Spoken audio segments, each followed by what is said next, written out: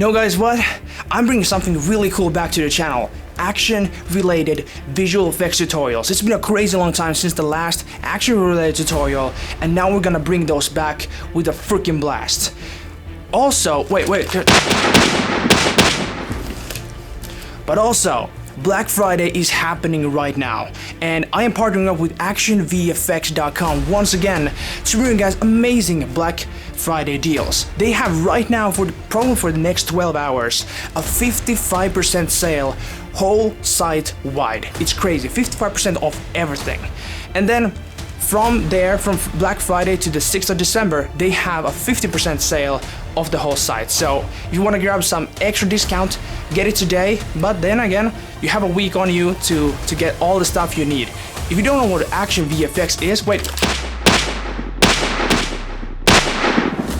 Action VFX is the industry-leading platform for getting all your action-related stock footage you need for any kind of project. They have over 3,000 elements on their website. Explosions, debris, muzzle flashes,